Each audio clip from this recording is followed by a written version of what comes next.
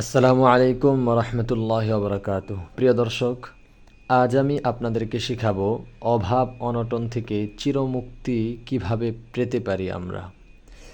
দুনিয়াতে আমরা চলাফেরা করার ক্ষেত্রে প্রচুর পরিমাণ অভাব অনটনে অনেকেই পড়ে আছি। আমরা অনেকে অনেক চেষ্টা করছি, কিন্তু দিন শেষে যেই লাউ সেই কদু, মানে আমরা ঘুরে ফিরে আগের জায়গায় চলেই যাচ্ছি।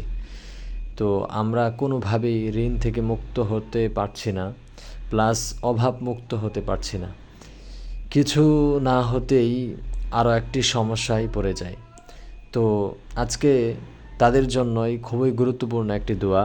যদি আপনারা এই আমলটা করতে পারেন ইনশাআল্লাহ, ভিডিওতে আমি যেভাবে ইনস্ট্রাকশন দেব সেভাবে যদি আমল করতে পারেন, ইনশাআল্লাহ আপনার যত অভাব আছে, ঘরে যত অশান্তি আছে, যত ঝামেলা আছে, সব অশান্তি এবং ঝামেলাগুলো মুক্ত হয়ে যাবে ইনশাআল্লাহ তাআলা, যদি আপনারা এই কাজটা করতে পারেন।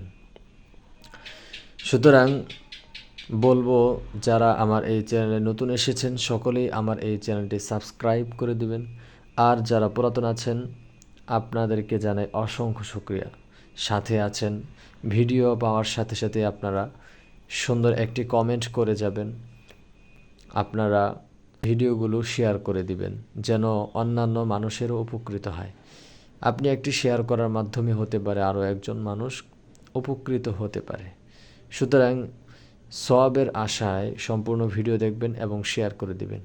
কথা না বাড়িয়ে চলুন আপনাদেরকে দেখিয়ে দেই কীভাবে কাজটি করবেন এবং এটার করণীয় কী। আপনি একটা নকশা লিখলেন, এরপর আপনার এটার করণীয় কী সেটাও আপনাদেরকে দেখিয়ে দিচ্ছে।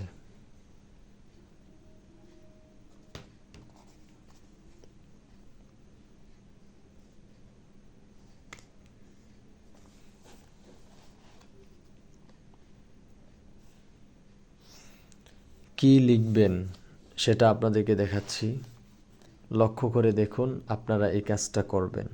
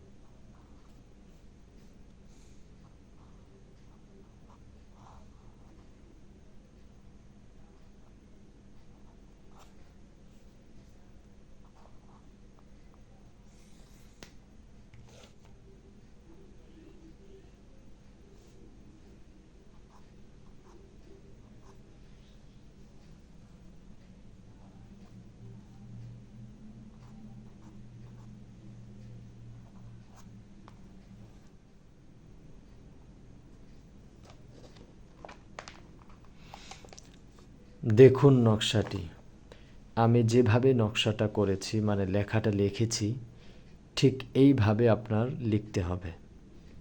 এখন এটা কোথায় লিখবেন? এটা আপনার আংটির মধ্যে লিখতে হবে। আমি সরাসরি কিতাব থেকে দেখে আপনাদেরকে লিখে দিলাম। তো আপনার করণীয়টাও কিতাব থেকে আপনাদেরকে শোনাচ্ছি। কিতাবের মধ্যে করণীয়র ব্যাপারে আসছে যে